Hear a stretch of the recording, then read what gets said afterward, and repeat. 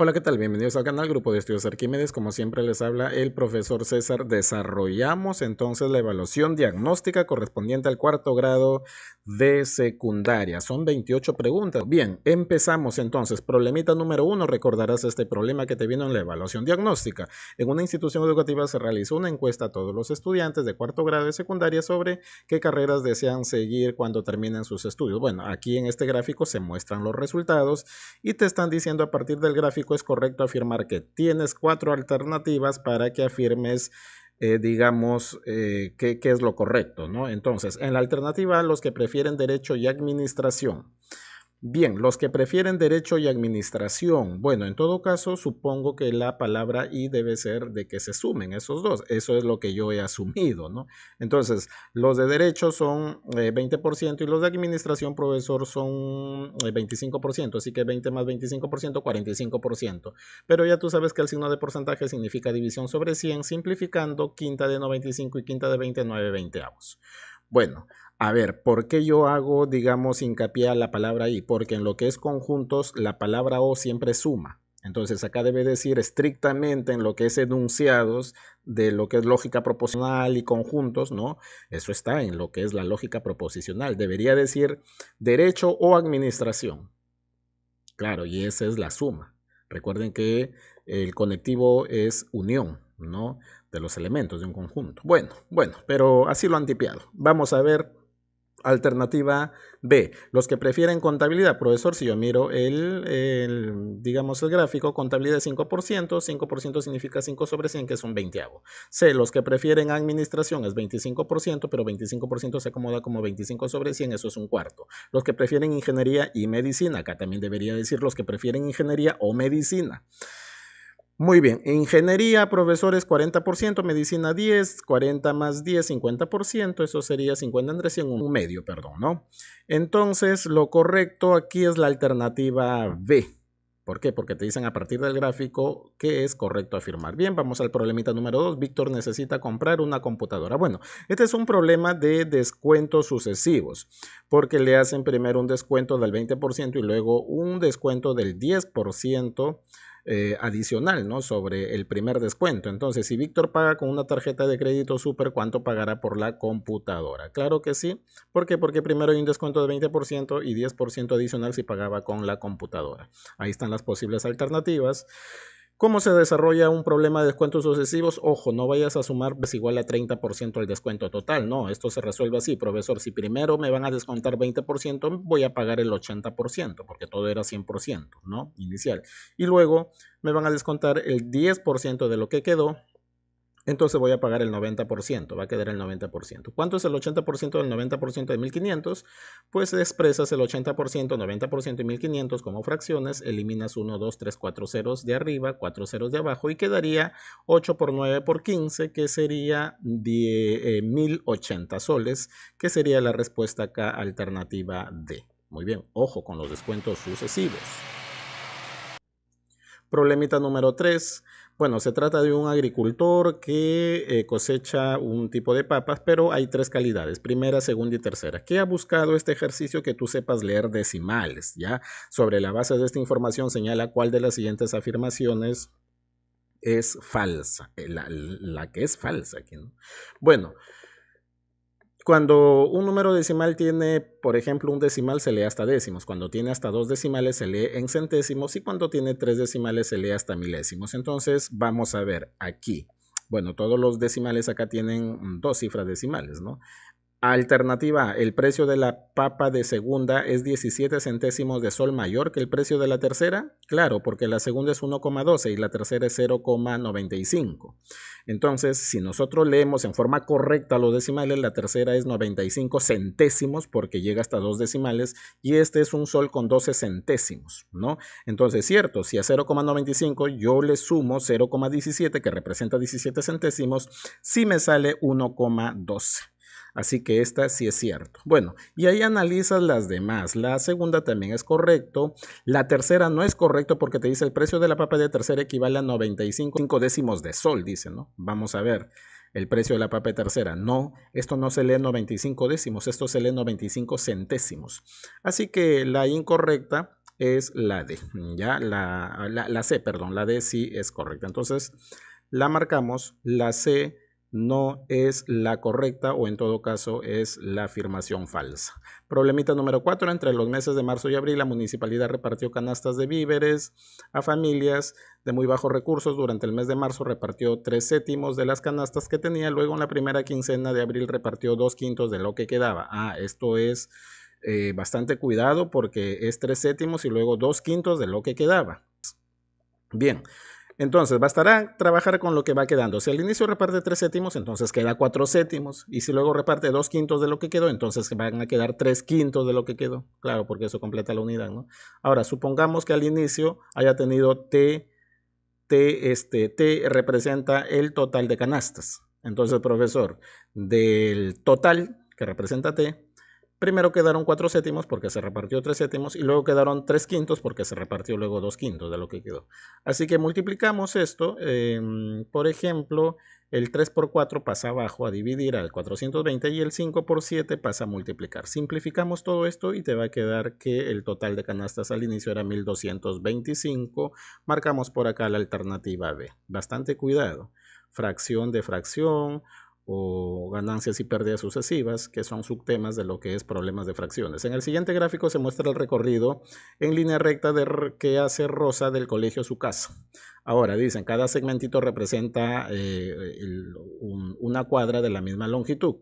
Ahora, un día Rosa sale al colegio con dirección a su casa, recorre una parte del camino y se detiene en la bodega. En esa situación, ¿cuál es la relación entre la distancia que ha recorrido Rosa del colegio a la bodega y la distancia que le falta por recorrer? Se supone hasta su casa, aunque no lo han dicho ahí, ¿no?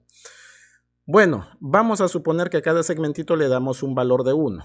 Hay que darle el valor de 1 a cada segmentito, total, todos son iguales. Entonces, profesor, del colegio a la bodega ya recorrió 2 y de la bodega a la casa faltan 3. Entonces, ¿cuál es la relación de lo recorrido con lo que falta por recorrer? Pues fácil, ¿no? Si ya recorrió 2 y falta 3, pues, profesor, la relación sería 2 entre 3, ¿no? 2 entre 3. Ahí sería la alternativa A. Bien, vamos al problemita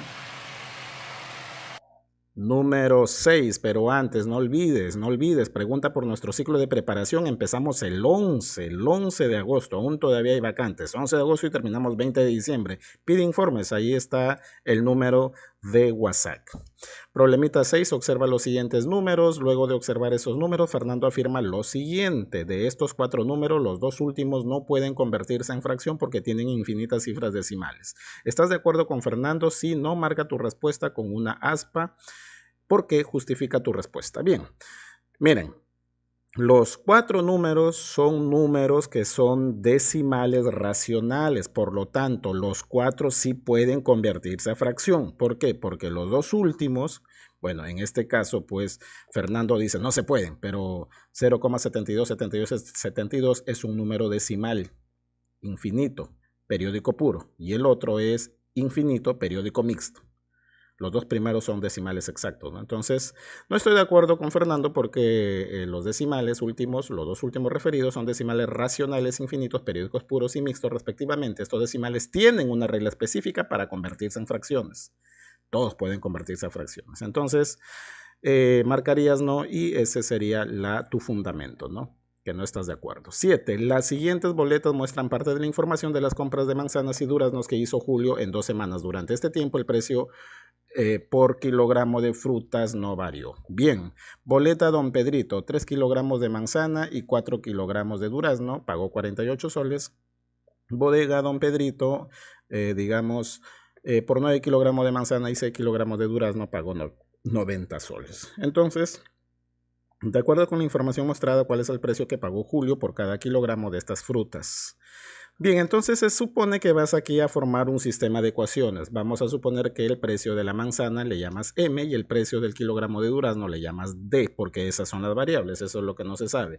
Profesor, en una primera instancia, en la primera semana, 3 kilogramos de manzana más 4 kilogramos de durazno pagó 48 soles, ¿no? Por separado, de la segunda semana, 9 kilogramos de manzana más 6 kilogramos de durazno pagó 90 soles. Entonces yo puedo formar un sistema de ecuaciones. Traigo acá la primera ecuación y traigo acá la segunda ecuación.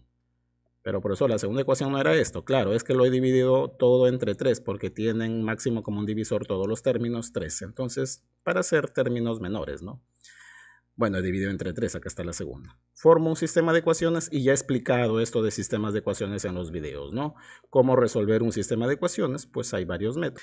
Aquí, por ejemplo, he despejado m, restando miembro a miembro, d sale 9 y reemplazando en la primera ecuación m sale 4. Entonces, la manzana cuesta 4 soles y el durazno cuesta 9 soles, ¿no? Eso estaría en la alternativa C. Bien, listo. Un agricultor alquila un tractor a sus vecinos con el fin de obtener ingresos adicionales. Él publicó el siguiente aviso: alquilo tractor 60 por gastos de mantenimiento del tractor y 20 soles por cada hora de uso. Entonces, así lo alquilen cualquier cantidad de horas, van a pagar 60 de mantenimiento. O sea, esos 60 soles son fijos. Entonces, si X es el número de horas del uso del tractor, Y representa el valor total a pagar por alquiler, ¿qué expresión representa el valor total a pagar por el alquiler de ese tractor en relación con la cantidad de horas de uso? Claro, esto es hacer un patrón de lo que es función lineal. Vamos a suponer que cuando alquila una hora, Y sería, profesor, 20 por 1, porque X es la cantidad de horas. Entonces, 20 por una hora más el pago fijo que era 60 soles. Y si lo alquilara 2 horas, pues el gasto total sería Y es igual a 20 por 2 horas más, de todas maneras, los 60 soles, porque 60 soles es un pago fijo a cualquier cantidad de horas. Puede alquilar y sigue pagando 60 soles de mantenimiento. Y si fueran 3 horas, pues sería 20 por 3 más 60. Ah, ya, profesor. Entonces, si fuera X horas, sería 20 por X más 60. Ese sería el patrón, ¿no? La fórmula de recurrencia de la función lineal, 20 por X más 60, y eso está en la alternativa A. Bien, seguimos. Problemita número 9. Se dobla un papel varias veces. Una hoja de papel varias veces, cuenta la cantidad de totales de rectángulos más pequeños que se forman con las doblez. En una primera doblez o plegado se forman 2 rectángulos. En 2 plegados o 2 dobleces se forman 4 rectángulos. En 3, 8 y en 4, 16. Haya la expresión algebraica que relaciona la cantidad de plegados en la hoja con la cantidad de rectángulos más pequeños en ella. Bueno, hacemos un patrón también, buscamos el patrón. En el plegado 1 hay 2 rectángulos. Pero todo lo puedo expresar como 2 a la 1, de tal manera que yo relaciono el número de plegado con el exponente, ¿no? Plegado 2, profesor, hay 4 rectángulos, pero 4 yo lo puedo expresar como 2 a la 2, de tal manera que me estoy dando cuenta que el número de plegado se va al exponente, que es 2 también.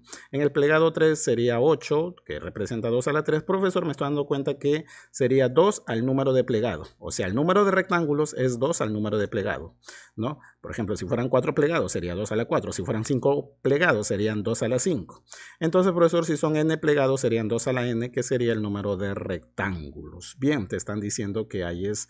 relaciona la cantidad de plegados de la hoja con la cantidad total de rectángulos más pequeños que se forman en ella. No te han dado alternativas. Aquí has hecho pues el método, has utilizado el método inductivo-deductivo para determinar una regla. 10. Resuelve la siguiente ecuación. Bastante cuidado con esto. Porque, bueno, mira, yo le puedo sacar raíz cuadrada miembro a miembro, ahí está. Entonces se elimina el cuadrado y me queda que x menos 2 es igual. Bastante cuidado, no vayas a poner que x es igual a 5. ¿Por qué? Porque la raíz cuadrada de 25 puede ser más 5, puede ser menos 5. Entonces, si fuera 5 positivo, profesor, el 2 le va a pasar a sumar y x sería 7, ¿correcto? Y si fuera menos 5, entonces el menos 2 va a pasar a sumar acá y menos 5 más 2, entonces eso se me hace menos 3. Entonces, profesor, x puede ser negativo 3 o positivo 7. Por supuesto, la raíz cuadrada de 25, ojo, no es solamente 5 positivo, también es menos 5. ¿Ya? Listo. Bien, entonces el conjunto de solución sería menos 3 y 7.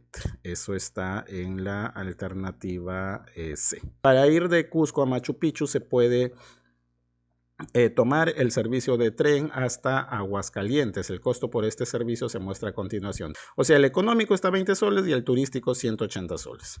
Un sábado, un total de 500 personas se trasladaron mediante alguno de estos dos tipos de servicios. X es la cantidad de personas que tomaron el servicio económico. ¿Cuál de las siguientes expresiones representa el dinero recaudado? Y por las personas que tomaron el servicio turístico. Bueno, pues fácil, ¿no? Profesor, si 20 han tomado el servicio económico y han habido 50 personas, ¿no? Perdón, X han tomado el servicio económico, ya han habido 500 personas, entonces el servicio turístico lo han tomado 500 menos X, pues. Ahora, 500 menos X, pero profesor, cada servicio turístico ha costado 180. Entonces, 180 por la cantidad de personas, que ya hace ratito lo hemos sacado, esa sería la expresión, ¿no? 180 multiplicado por 500 menos X, y eso está en la alternativa D. Bien, problemita número 12. Rubén elabora panes con harina de trigo, para ello compra harina en sacos de 50 kilogramos. Se sabe que cada saco de harina le rinde para elaborar 1900 panes. Un día Rubén elaboró 570 panes. ¿Cuántos kilogramos de harina usó para la cantidad de panes? Bueno, se trata de comparar dos magnitudes. Estas dos magnitudes son directamente proporcionales a más pan, más harina, y a menos pan, menos harina. Entonces, haciendo una tablita, en primera instancia, con 50 kilogramos, dice, de harina, hizo 1900 panes. Se quiere saber cuántos gramos o kilogramos de harina va a utilizar para 570 panes. Le ponemos X. En las magnitudes directamente proporcionales, cuando se presentan cuadros de esta manera, se hace una división. 1900 entre 50 es igual a 570 entre X, ¿no? Luego se cumple acá, puedes aplicar el producto en aspa, despejar X, el 1900 pasa a dividir y te va a salir que X es igual a 15. Bien, entonces se necesita 15 kilogramos de harina para 570 panes. Marcamos la alternativa B. Problemita número 13. Una pelota lanzada hacia arriba. La siguiente gráfica representa dicho movimiento. Bien, listo. Acá está relacionando el tiempo en segundos en el eje X y los metros en altura, claro, la altura en metros, perdón, en el eje Y. Entonces te dicen, ¿cuál de las siguientes alternativas no expresa la información dada por la gráfica? Bien, entonces analizamos. Alternativa A nos dice, el valor 6 del par ordenado 6,0 representa el tiempo que demora la pelota en caer al suelo. Claro que sí, ¿no? Porque en 1, 2, 3, 4, hasta 6 segundos la pelota subió y luego volvió al punto 0 en la altura Y, ¿no? Entonces, claro, pues, ¿no? Eso sí es cierto. B, en el punto 0.0, acá dicen, el punto 0.0 representa el momento inicial en el que la pelota ubicada en el suelo está a punto de ser lanzada al aire, por supuesto. Acá empieza todo, en el punto 0.0. A ver, acá en la C dice, la pelota demoró 5 segundos para alcanzar por primera vez una altura de 5 metros. 5 segundos. 5 metros, a ver, yo me ubico. 1, 2, 3, 4, 5. A ver, y proyecto y llega justamente hasta 5 metros. ¿La pelota demoró 5 segundos para alcanzar por primera vez? No, profesor, esa fue la segunda vez, porque la primera vez está cuando la pelota iba de subida, llegó a 5 metros, pero apenas en el primer segundo, ¿no? Entonces, la C no corresponde. Bueno, y la altura máxima alcanzada por la pelota es de 9 metros, por supuesto, el punto más alto llega hasta 9. Entonces, no expresa información correcta a la gráfica, la alternativa C. Muy bien, listo.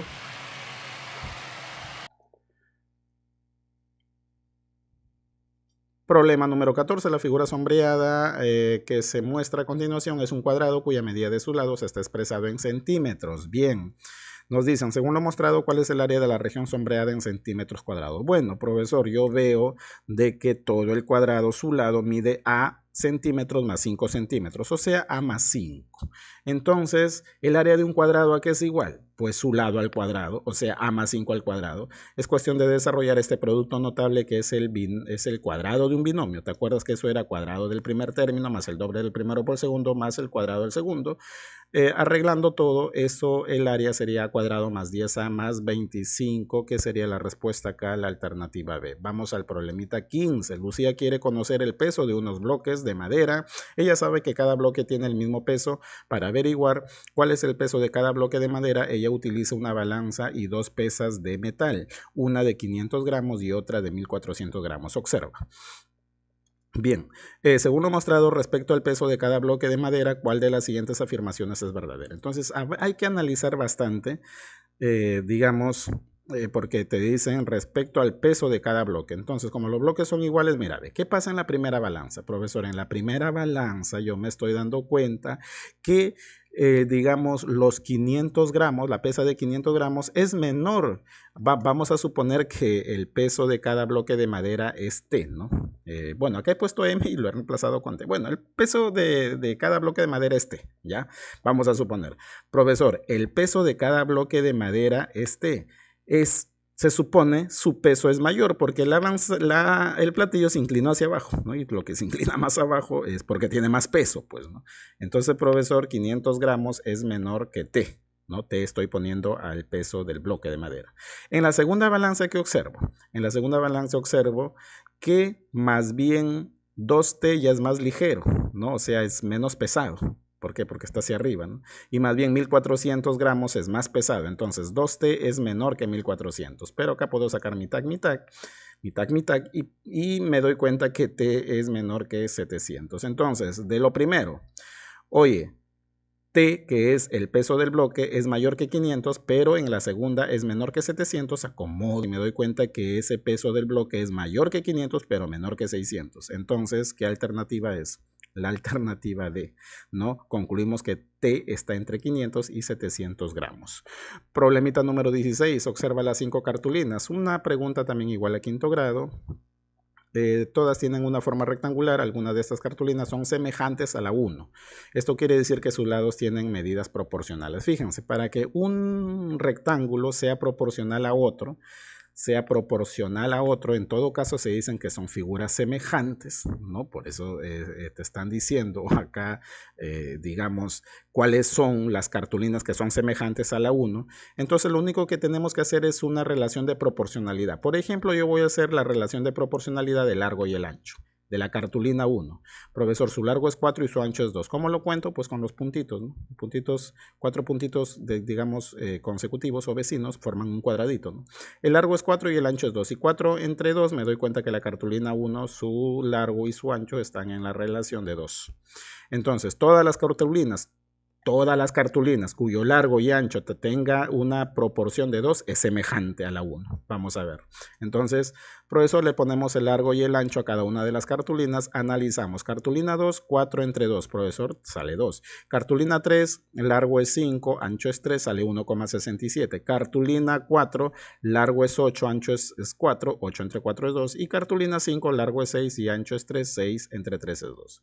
¿Quién no arrojó 2? Profesor, la cartulina 3. Entonces la cartulina 3 no es semejante a la cartulina 1. Esa sería la respuesta. Problemita número 17. Por medidas de precaución, los bomberos se ubican a diferentes distancias de una casa que se está incendiando. Uno se ubica a 15 metros de la casa y el otro a 20 metros. De ese modo se forma un triángulo entre ellos y la casa. Observa. Entonces, esto me hace acordar a lo que es la propiedad de la existencia del triángulo. También se llama de la desigualdad triangular. Por acá te la dejo. ¿Qué nos dice la propiedad de la desigualdad triangular? Que cuando tú tomas un lado cualquiera, la medida de un lado cualquiera de un triángulo, siempre esa medida es mayor que la diferencia de los otros dos, pero menor que la suma de los otros dos, ¿no? Entonces, justamente este es el lado buscado, X. Esa es la distancia. Entonces, ese X debe ser mayor. Los otros dos, ¿quiénes son? 20 y 15. ¿Cuál es la diferencia de 20 y 15? ¿Y cuál es la suma? Pero menor de 20 y de la suma de 20 y 15. 20 menos 15 es 5, 20 menos 15 es 35. Entonces, profesor, esa medida para que exista el triángulo debe ser más de 5 pero menos de 35. Te están diciendo de las alternativas que se muestra cuál no expresa un posible valor para la distancia que hay entre ambos. ¿Qué números de esas alternativas son más de 5 pero menos de 35? ¿Quién? El que no expresa es 35,5. Pero, por ejemplo, alternativa A, sí, profesor, 6,1, sí está dentro de este intervalo. 6,1 sí es más de 5 pero menos de 35. La B no, pues. La C sí, porque es más de 5 y menos de 35, 25, ¿no? La D también sí es. Entonces, la que no expresa, la que no está dentro de este intervalo es la alternativa B. La 18, Teresa que compra una pecera y acá justamente te están pidiendo, a ver, ¿qué volumen ocupará el agua? Nada más, ¿qué volumen ocupará el agua? Entonces, profesor, como el agua tiene una forma de paralelepípedo rectangular, entonces basta multiplicar su largo, su profundidad y su altura del agua. ¿Cuál será la altura del agua? Fácil, profe. Si acá me han dado 40 centímetros y acá hay un pedacito de 10 centímetros que no llega al borde, entonces su altura del agua es 30 centímetros. Así que el volumen sería el largo, que sería 60, por profundidad, que es 20, por 30, que es altura. Si multiplicas...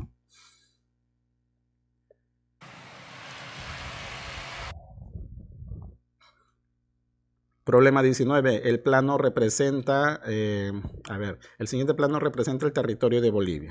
Ahora, te están diciendo que cada cuadradito tiene 30.000 kilómetros cuadrados de área. Ahora te están diciendo, estima el área del territorio boliviano y marca la alternativa que expresa mejor el resultado. Muy bien. Como la figura es pues desuniforme, ¿no? Mira su perímetro, entonces acá lo que tenemos que hacer es cuadrangular todo lo que es el área. Por ejemplo, ir recorriendo el perímetro de la figura y decidir si te quedas con el cuadrito o no. Si es que está de la mitad acá más, yo me quedaría con el cuadrito, pero si está sombreado menos de la mitad, no me quedo. Entonces yo más o menos he decidido esto. Ojo, ¿ya? Eso tú lo puedes aproximar, de repente tú lo haces de otra manera. Yo he estado recorriendo toda la figura y, por ejemplo, mira, ¿por qué yo he decidido quedarme con este cuadrito? Con este, mira. Profesor, porque supongo que algo un poquito más de la mitad o de la mitad usted está viendo que está sombreado. Es por eso que usted ha decidido tomarlo. Pero, por ejemplo, ¿por qué no decido quedarme con este cuadrito? Porque, profesor, supongo que menos de la mitad está sombreado, por eso que no lo toma. O sea, hay que tomar todo lo que está, sobre todo en el perímetro, ¿no? Todo lo que está de la mitad a más. De repente tú dirás, pero hay zonas sombreadas que han quedado afuera. Sí, pero también he tomado, digamos, zonas que están en blanco, ¿no? Entonces, si tú cuentas todos los cuadritos que yo he tomado, hay 40 cuadraditos. Y como cada uno representa 30.000 kilómetros cuadrados, bastaría con multiplicar y eso me da aproximadamente, porque se supone que es una aproximación, ese número, 1.200.000 kilómetros cuadrados. Ahora, de las alternativas yo me quedo con la D, porque dice entre 1.200.000 kilómetros cuadrados y 2 millones kilómetros cuadrados, entonces lo más aproximado que me ha salido a mí es la D, así que yo me quedo con la alternativa D. 20. Diversos productos comerciales se envasan en cajas con forma de prismas rectos. Observa la forma de estos envases. Marca con una X en cada afirmación según corresponda a las propiedades de los prismas rectos. Muy bien, acá hay que saber nada más propiedades, algo de teoría de qué son prismas rectos. Dice, los prismas rectos siempre tienen dos bases paralelas y congruentes. Sí, eso sí es cierto, por propiedad de los prismas rectos y de cualquier prisma incluso, ¿no? Muy bien, marcamos. Los prismas rectos tienen siempre... los prismas rectos siempre tienen, bases de forma rectangular. No necesariamente, porque un prisma puede ser pentagonal, hexagonal, qué sé yo. Bueno, los prismas rectos siempre tienen las características laterales las caras laterales congruentes. Bueno, solamente si son regulares, porque si no son sus bases regulares, entonces no, pues no. Bien, los prismas rectos siempre tienen las caras laterales de forma rectangular. Los prismas rectos siempre tienen las caras laterales de forma rectangular, eso sí. Eso sí, propiedad de los prismas, todas las caras laterales son rectángulos. ¿Ya? Y por último, un tipo especial de prisma recto es un cubo, sí. Justamente porque todas las caras son, digamos, cuadrados, ¿no? Pero el cubo es un prisma, ¿no? Entonces, eso sí sería cierto, ¿no? Bien, Sergio ha construido una torre con cubos. Estas son 3 vistas de la torre: vista frontal, vista lateral y vista superior. ¿Cuál de las torres construyó Sergio? Bien. Ahí está. Entonces, ¿qué es la vista frontal? Cuando tú ubicas el ojo delante de la figura. La vista lateral es cuando lo ubicas tú, por ejemplo, al costado derecho. Y la vista superior es cuando el ojo tú lo ubicas arriba de la figura y la miras. Entonces, por descartes, acá yo te voy a dejar una explicación, ya tú la analizas. Yo, por ejemplo, comienzo a analizar la vista frontal y en la vista frontal, pues yo descarto la alternativa A. Luego yo analizo la vista lateral y con esa voy descartando la alternativa B. Y con la tercera ya descarto la alternativa D y me quedo con la alternativa C. ¿Ya? Entonces Sergio construyó la torre C. Muy bien, vamos a ver al problemita número, ya queda para que tú lo analices, ¿ya? Porque esto de lo que es este tema, pues es un poquito amplio también de explicarlo. Todas las figuras que se muestran a continuación presentan diseños de ventanas con formas de trapecios. Considerando estas figuras, ¿qué alternativa describe la forma correcta, las características específicas de los trapecios? Muy bien. Alternativa, ¿tienen un par de lados opuestos paralelos entre sí? Claro que sí, es propiedad de los trapecios. Los trapecios tienen un par de lados opuestos entre sí, ¿ya? Bien, si no, no fueran trapecios, ¿ya? B, ¿tienen lados opuestos de igual longitud? Lados opuestos no necesariamente, no necesariamente, ¿ya? Los lados opuestos no necesariamente se cumplen todos los trapecios que sean iguales. C, todos sus lados tienen todos su lado de diferente medida, tampoco no necesariamente. Por ejemplo, en un trapecio isósceles hay un par de lados, los pares de lados que son los no paralelos son iguales, ¿no? La D, ¿tienen dos pares de lados opuestos paralelos entre sí? ¿Tienen dos pares de lados opuestos paralelos entre sí? No. No, solamente un par como lo dijo la alternativa. Entonces, la alternativa correcta es la alternativa A, nada más. ¿Listo? Vamos a ver a la 23. Los estudiantes de quinto grado de secundaria están organizando su graduación, quieren elegir un estudiante que dará un discurso de despedida, han decidido realizar un sorteo. Con este objetivo colocan dentro de una caja un conjunto de tarjetas de igual forma y tamaño. Estas tarjetas contienen los nombres de los estudiantes propuestos y las secciones a las que pertenecen ellos. Observa. ¿Qué probabilidad hay de que al sacar una tarjeta el estudiante elegido sea de quinto B? Ahora, si tú te das cuenta, profesor, hay dos de quinto B, ¿no? Dos de quinto B. A ver, vamos a ver, ¿cuáles son, profesor? Estas dos tarjetas que están sombreaditas de gris. Ellos son de quinto B. Entonces, como aquí aplicamos la regla de la probabilidad o también la regla de Laplace, ya Laplace nos dice que la probabilidad es casos favorables sobre casos totales. Profesor, casos favorables solamente hay dos, que sea este alumno Pedro o este alumno Miguel. Entonces hay dos, por eso he puesto dos acá. Y casos totales hay 5 porque en la ánfora hay el nombre de 5 alumnos. Entonces sería 2 quintos y 2 quintos es 0,40. Eso sería, o bueno, cualquiera de los dos valores, profesor. En todo caso, la alternativa B, ¿no? En una escuela se han organizado diferentes talleres deportivos. La siguiente tabla muestra parte de la información sobre los estudiantes que se han inscrito en alguno de esos talleres. Bien, entonces miren. Bueno, como acá te han dado que el total es 200, entonces, profesor, acá me están dando el 25%. ¿Cuánto es el 25% de 200, profesor? 25% de la cuarta parte. La cuarta parte de 200 es 50. Entonces, acá yo tendría que completar 50 acá primero, ¿no? Claro, ahora 50 más 40 más 50... más este número falta. Profesor, ya tengo 40, 50 y 50. Tengo que completar 200. ¿Cuánto falta? 60. Muy bien, entonces ya está todo porque te están pidiendo qué porcentaje de estudiantes han inscrito en natación.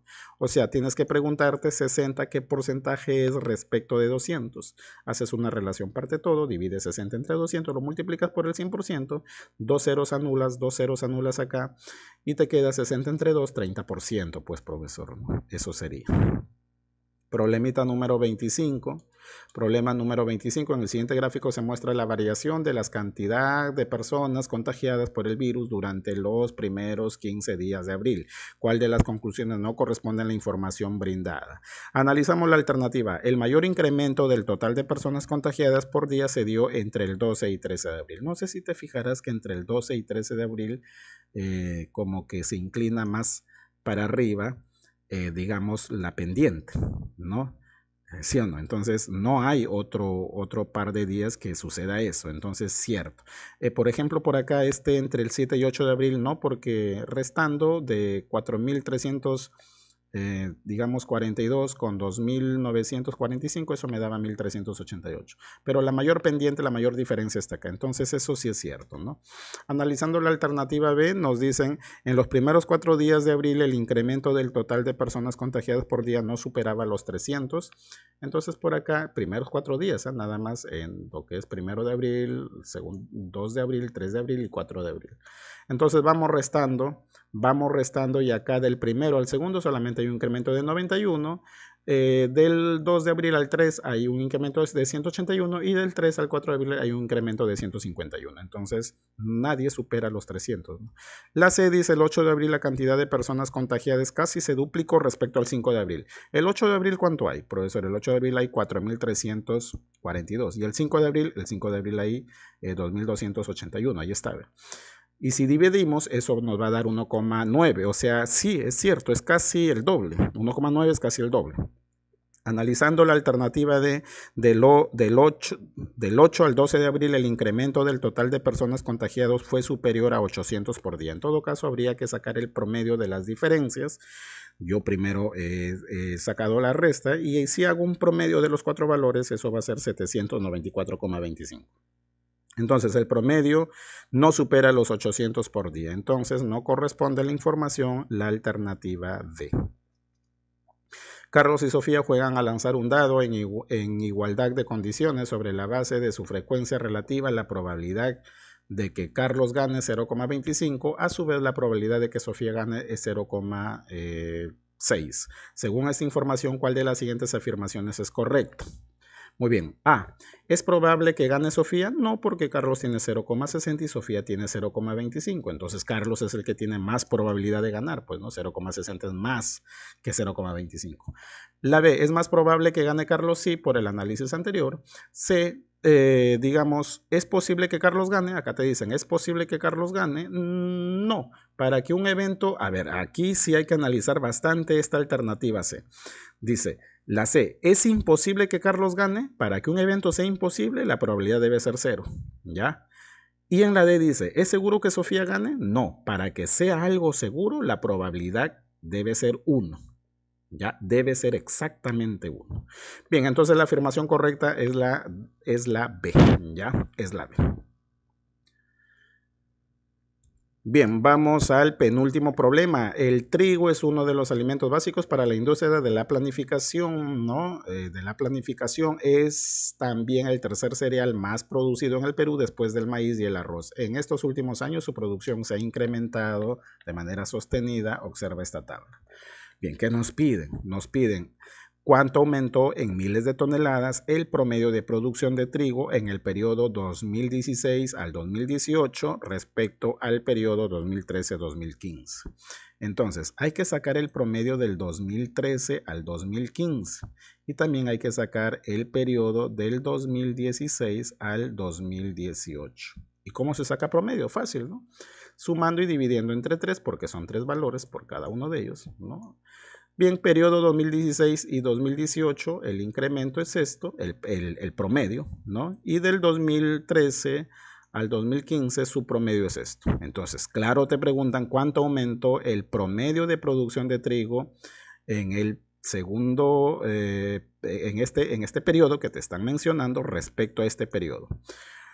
Bien, entonces, profesor, ¿cuál es la diferencia entre 159,3 y 148? Pues restamos y eso te va a salir 11,3. Bien, acá no te han dado alternativas.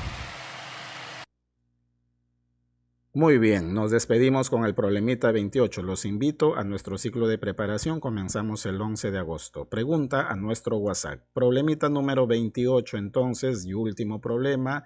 Estas dos cajas contienen canicas del mismo tamaño pero de distinto color. Santiago saca una canica con los ojos vendados. ¿Qué caja debe elegir para tener la mayor probabilidad de sacar una canica blanca en el primer intento? Ya en el primer intento. Entonces, mira, si tú observas, profesor, más canicas blancas hay en la A que en la B, porque en la A hay más de la mitad, hay más probabilidad de que saque ahí. En cambio, en la B, las canicas blancas son 3 respecto a varias que hay, ¿no? A 1, 2, 3, 4, 5, 6, 7, respecto a 9, ¿no? Claro, entonces, profesor, tendría que escoger la caja al ojo, ¿ya? Entonces ahí te dan alternativas para que marques. Y bueno, acá he hecho un pequeño análisis, luego aplicamos la regla de Laplace, probabilidad. En la caja tiene, profesor, en la caja tiene 3 bolitas blancas, 3 casos favorables entre 5. Es 0,60 la probabilidad. Y en la caja B tiene 3 bolitas blancas de 9. Y 3 entre 9 da esto. Entonces, por supuesto que más probabilidad lo tiene en la caja A, pero analizando las alternativas, tú debes de marcar la alternativa C, porque te dice la caja A porque porque más de la mitad de canicas son blancas, ¿no? Más de la mitad de canicas son blancas. Entonces eso le favorece para sacar con más certeza, con más probabilidad, la bolita blanca. Muy bien, eso ha sido todo, alumno del cuarto grado de secundaria, y nos vemos hasta la próxima. Chao.